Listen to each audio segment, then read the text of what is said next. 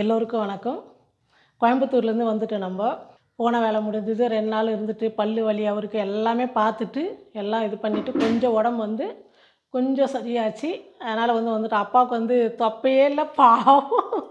ரொம்ப டல்லாகிறாரு. அவருக்கு தேவையானதெல்லாம் கொஞ்சம் செஞ்சு கொடுத்து அவர் உடம்பு கொஞ்சம் சரி பண்ணணும். ஏன்னா 10, 15 நாளாக அவர் சரியாகவே சாப்பிடல. இப்போ நாங்கள் வரும்போது இப்போ 4 மணி ஆயிடுச்சு. நேற்றுக்கு பால் கறக்கல. அதனால் ஒரு டிகாஷன் மட்டும் வச்சு கொடுமா அப்படின்னு சொன்னார். அதனால் இப்போ டிகாஷன் தான் வைக்க போகிறேன். 2 பேருக்கு போதில்ல, 1 டம்ளர் தண்ணி நல்லா கொதிக்கட்டும். போன முறை போனப்போ பார்த்தீங்கன்னா இந்த கட்டெல்லாம் எடுத்துகிட்டு வந்தேங்க. அங்கே கோயம்புத்தூரில் நீங்கள் பார்த்துருப்பீங்க. நம்ம வீட்டில் கிச்சனில் இந்த மிளகாய் தூளெல்லாம் வைக்கிற டப்பாலாம் வைக்கிறதுக்கு ஒரு ஸ்டாண்டு மாதிரி பண்ணியிருப்போம். அது நாங்களே பண்ணது தான். அங்கே சமைக்கிறதா இருந்தால் அங்கே மூலையில் வைக்கிறதுக்கு இடம் இருக்குது. இங்கே சமைக்கிறதுக்கு இடம் இல்லைங்களா, கீழெல்லாம் வச்சுன்னு ஃபுல்லாகவே இடம் அடைச்சிக்குது. அதனால் அங்கே வேஸ்ட்டாக தான் இருந்தது. கோயம்புத்தூரில் தான் இருந்தது. அது அந்த கட்டையெல்லாம் நாங்கள் எடுத்துகிட்டு வந்துட்டோம். நாமளே செஞ்சுக்கலாம் அங்கே. அதனால் இங்கே இந்த நீட்டுக்கு நம்ம பண்ணிட்டா எல்லாமே இங்கே அழகாக இவ்வளோ இடத்துலையே எல்லாமே வச்சுக்கலாம். அதனால் இங்கே பண்ணிக்கலாம் நம்ம அப்படின்னு சொல்லிட்டு எடுத்துக்கலாம் அப்படின்னாரு. அது எடுத்துகிட்டு வந்துட்டோம். அதுக்கப்புறம் கொஞ்சம் செடிங்கள்லாம் வேறு நிறைய எடுத்துகிட்டு வந்திருக்கிறேன். அந்த செடியெல்லாம் பார்க்கலாம். ஃபஸ்ட்டு நம்ம ஒரு டிகாஷன் வச்சு குடிச்சிட்டு கொஞ்சம் ஃப்ரெஷ்ஷாக. ஏன்னா நாங்கள் அங்கே யாருனாங்க இடையில கூட எங்கேயும் டீ காப்பி கூட எங்கேயுமே நிறுத்துனாங்க. ஆனால் நாங்கள் குடிக்கவே இல்லை. உடம்பு டயர்டில் பஸ்லேயே உட்காந்துட்டோம். அதனால் ஃபஸ்ட்டு ஒரு குடிச்சிட்டு அதுக்கப்புறம் நம்ம என்னென்ன செடிங்கள்லாம் எடுத்துகிட்டு வந்துக்கிறோம் இங்கே வைக்கிறதுக்கு. நம்ம தேவையான செடி மட்டும் தான் நான் எடுத்துகிட்டு வந்துக்கிறேன். அதெல்லாம் நம்ம பார்க்கலாம். பாருங்கள், நான் 2 பேருக்குன்றதுனால இது பெரிய ஸ்பூனு. அதில் ஒரு 1/4 டீஸ்பூன் கொஞ்சம் அதிகமாக வரும். இது அதிகமாக சேர்க்கக்கூடாது. நல்லா கலர் வந்துடும். அந்த பிளாக் டீ சூப்பராக கலர் வரும். நல்லா கொதிச்சா நல்லா கொதிக்கிட்டோம். ஆமாம், பாலெல்லாம் போடுறோம். ஆமாம் ஆமாம், பால் இருந்தே இருக்கணும். டீ காப்பிக்கெலாம் அப்படி இல்லை. இது வாங்கி வச்சதுனால இன்னும் நிறையா இருக்குது பாக்ஸில். இது கொஞ்சம் கொஞ்சமாக நாங்கள் இதில் அந்த வாசனை போயிடும் இல்லையா, அதனால் கொஞ்சம் கொஞ்சமாக இதில் வச்சுட்டு மீதெல்லாம் அப்படியே நல்லா போட்டு வச்சுடுவோம். கோயம்புத்தூரில் இருக்கிறவருக்கு வேறு தண்ணியே வரலைங்க. இப்போ நம்ம சேலம் வந்த உடனே வேர்த்து கொட்டுது. இப்போ நம்ம டீ குடிச்சிட்டு அப்புறம் பார்க்கலாம். சிரிக்காமனு இல்லை, எவ்வளோ கவர் பாரு, எல்லாத்தையும் எடுத்துகிட்டு வந்துட்டேன். செடிங்க எடுத்துன்னு போய் வைங்கம்மா, அங்கே வைங்க அப்படின்னு சொல்லிட்டு சொன்னாங்க தானே. இது பாருங்கள், வெள்ளை சாமந்தி வெளியே வச்சிருக்குது. என்னது 3 பேக்கில் போன வாரம் அது மஞ்சள். அது மஞ்சள் சாமந்தி. இது வெள்ளை மண்ணோடு அப்படியே எடுத்துன்னு வந்துட்டேன். வெள்ளை சாமந்தி தொட்டியில் வைக்கணும். வெத்தலையும் நம்ம செடியில் இருந்ததில்ல, இங்கே ஆஞ்சநேயர் இருக்கிறாரு. அதனால் வெத்தலை மட்டும் எடுத்துக்கினேன். ஆஞ்சநேயர் போட்டலாம் வீடு நாளைக்கு சனிக்கிழமை. 2 பேக்கில் வெள்ளை சாமந்தி. அப்புறம் இன்னும் கொஞ்சம் இங்கே பாரு, இது அந்த லில்லி பூவா, லில்லி தானே இது. நம்ம மேலே மாடி மேலே நிறையா இருக்குல்ல, அதனால் அதை கொஞ்சம் எடுத்துகிட்டு வந்துக்கிறேன். ஒரு 2, 3 தொட்டி வைக்கலான்னு. அப்புறம் பட் ரோஸு ஒரு 4 கலர் எடுத்துகிட்டு வந்துக்கிறேன். புதினா இருந்தது சின்ன சின்ன கட்டாக கட்டி ஒரு 4 கட்டு எடுத்துக்கிட்டேன். இப்போ இதில் பார்த்தீங்கன்னா பாருங்கள், கற்றாழை செடி, கற்பூரவல்லி எல்லாமே நம்ம வீட்டில் இருந்தால் தான் நம்ம தேவையானப்போ யூஸ் பண்ணிக்கலாம்ல. கற்பூரவல்லி தேவை நமக்கு, கற்றாழை வேணும். இது அழகுக்கு இந்த கலருங்கெல்லாம் போயிடுச்சுன்னா மறுபடியும் வராது. காஞ்சி போயிடுச்சாங்க, சரியாக இல்லை. அதனால் கொஞ்சம் எல்லாமே எடுத்துகிட்டு மண் மாற்றி நல்ல செடியெல்லாம் கொஞ்சம் அங்கே நட்டு வச்சுட்டு மீதி கொஞ்சம் எடுத்துன்னு வந்துட்டேன். இதெல்லாம் நம்ம மண் எடுத்துன்னு இங்கே நம்ம கிராமத்தில் இருக்கிறதால கீழே அவங்கள்தே மாட்டு சாணம் நல்லா காஞ்சி இருக்கும். போயிட்டு அது கொஞ்சம் எடுத்துன்னு வந்துட்டு வேறு எதுவுமே வேணாம், மண் மாட்டு சாணம் இதை மட்டும் 2 கலந்துட்டு.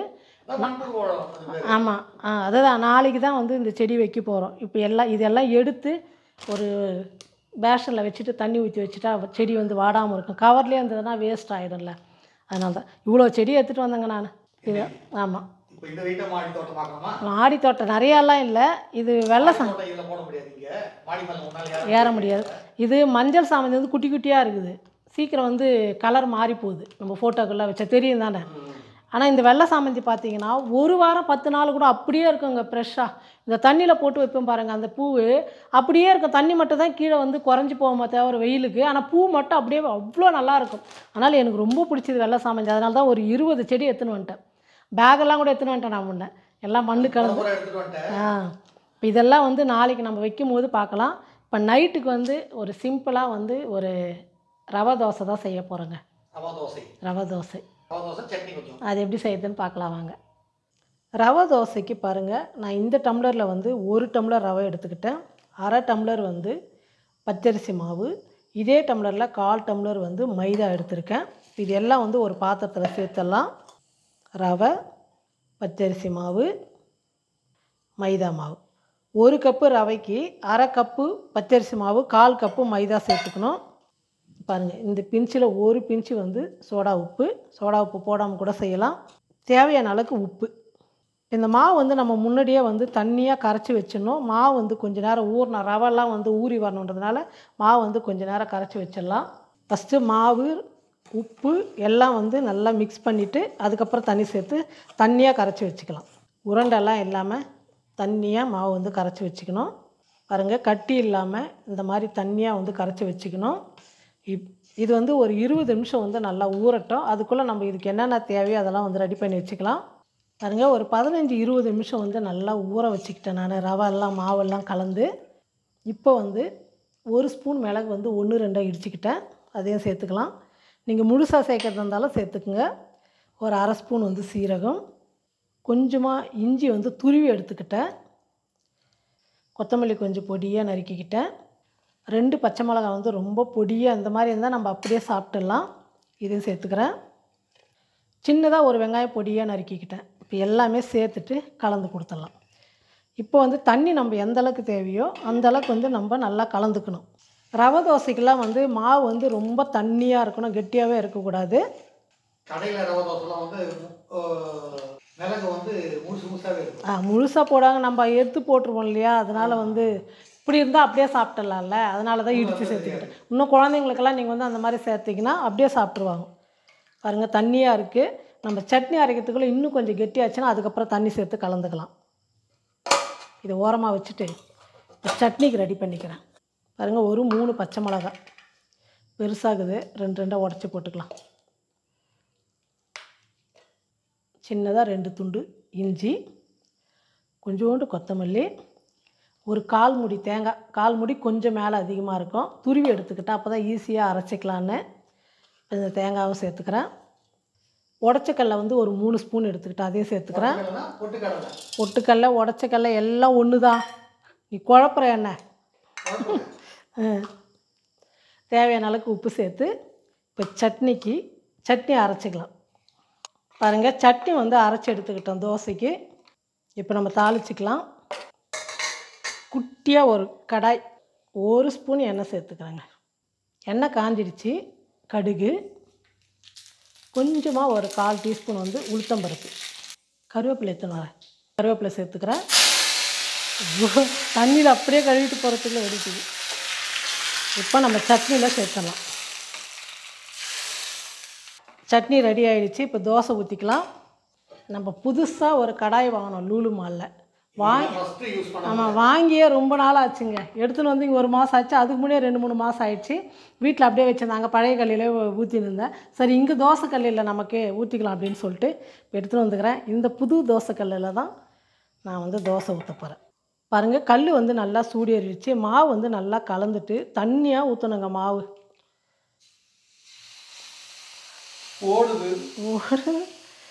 ரொம்ப தண்ணியாக இருக்கோ இல்லை, இப்படி தான் இருக்கும். அதே சாய்வாக இருக்குதுன்னு நினைக்கிறேன். கல் பெருசாக ஊற்ற போகிறேன். இந்த எவ்வளோ இது ஃபுல்லாக ஏன் வராதுன்றியா? வரும், சூடு ஏறிடுதெல்லாம் கல் ஃபுல்லாக. கலக்கிட்டு தண்ணியாக ஊற்றிக்கணும். நல்லா வேகட்டும். பாருங்கள், இப்போ வந்து நம்ம எண்ணெய் வந்து விட்டுக்கலாங்க. எண்ணெய் எந்த அளவுக்கு போகிறோமோ அந்த அளவுக்கு தான் நல்லா மொறுமொறுன்னு சூப்பராக ஒரு தோசை. இந்த தவாலாம் வந்து இந்த மாதிரி ஸ்டீல் கரண்டிலாம் வந்து எடுக்கக்கூடாது தானே. இதில் கட்டை இருக்குது, ஆனால் இதில் வராத மாதிரிக்குதே. கனமாக இருக்காது, அடியில் நல்லா ஷார்ப்பாக இருக்கும். சைட்லலாம் அப்படியே எண்ணெய் விட்டுக்கலாம். இந்த முனை வந்து ரொம்ப நைஸாக இருக்கும். பாருங்கள், தோசை வந்து வெந்துடுச்சு. இப்போ எடுத்துக்கலாம்.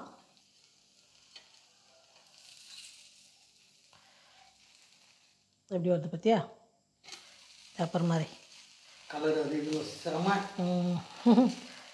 கொஞ்சம் லேட் எடுக்கும். ரவை தோசைன்றது வந்து கொஞ்சம் லேட்டாக இருக்கும். பொறுமையாக தான் செய்யணும். செஞ்சால் நமக்கு இந்த மாதிரி கலரு சாப்பிட்றதுக்கு நல்லா இந்த ஹோல்ஸாக எத்தனை தோசைன்னாலும் சாப்பிட்டே இருக்கலாம். இந்த மாதிரி செஞ்சு போட்டேன். ஏன்னா ரொம்ப மெலிசாக இருக்குது தானே, செஞ்சு கொடுத்தா சாப்பிட்னே இருக்கலாம். இதுக்கு கடையில் 3 வகையான சட்னி கொடுத்து தேங்காய் சட்னி, கார சட்னி, வெங்காய சட்னி, சாம்பார் இவ்வளோ கொடுப்பாங்க இதுக்கு. அப்படி ஆனால் இது வெறும் தோசை அவ்வளோ நல்லா இருக்கும் சார். ஆனால் நான் கொஞ்சம் ரொம்ப சாப்பிட்டதில்லை, ஏன்னா அதிக ரேட்டு. இவ்வளோ தான் இருக்குமே, அது ஒன்றா மடித்தா, அதனால் வந்து நான் அவ்வளோ சாப்பிட மாட்டேன். கொஞ்சம் தான் கூட இதுவாகிடும். ஆமாம். இப்போ பாருங்கள், வெந்துருச்சு. இந்த பக்கமும் எடுத்துக்கலாம். டேஸ்ட்டாக சாப்பிட்ணுன்னா கொஞ்சம் டைம் எடுத்து நம்ம செய்யணும். சின்னதாக போட்டால் நல்லா வந்திருக்கும், மடித்து தான். பாருங்கள், சூப்பரான ரவை தோசை ரெடி. நான் கொஞ்சம் தான் சாப்பிட்டு காமிக்கிறேன், நான் செஞ்சு கொடுக்கணும்ல. இந்த ஓரெல்லாம் நல்லா மொறுமொறுன்னு இருக்குங்க. நான் எதுக்கு ரொம்ப மொறுமொறுன்னு எடுக்கலைன்னா, அப்பா பள்ளி எடுத்ததுனால கொஞ்சம் மெத்துனே எடுத்துக்கூட, எனக்கே ரொம்ப மொறுமொறுன்னு நான் குத்திக்கும் போயிட்டு அப்படின்றதுனால அந்த மாதிரி எடுக்கிறேன். எனக்கெல்லாம் வந்து நான் ரொம்ப அப்படி தான் எடுப்பேன். சாப்பிட்ணும். சூப்பராக இருக்குது. சட்னிக்கும் இந்த ரவா தோசைக்கும் ரொம்ப அருமையாக இருக்குது. 2 வாய் தான் வரும். நீங்களும் இதே மாதிரி ரொம்ப சிம்பிளாக காலையிலையோ நைட்டோ எதுவுமே இல்லை, நம்ம வீட்டில் அரிசி மாவு, ரவை, கொஞ்சம் மைதா இருந்ததுன்னா டக்குன்னு ஒரு தோசை ஊற்றிட்டு ஒரு 2 பீஸ் தேங்காய் இருந்தால் சட்னி அரைச்சிட்டு ரொம்ப அருமையாக ஹோட்டலில் சாப்பிட்ற மாதிரி ஒரு டேஸ்ட்டோட சூப்பராக சாப்பிட்லாம். நீங்களும் இதே மாதிரி ரவை தோசை செஞ்சு பார்த்துட்டு எப்படி இருக்குன்னு சொல்லிட்டு மறக்காமல் கமெண்ட் பண்ணுங்கள், ஷேர் பண்ணுங்கள். நன்றி.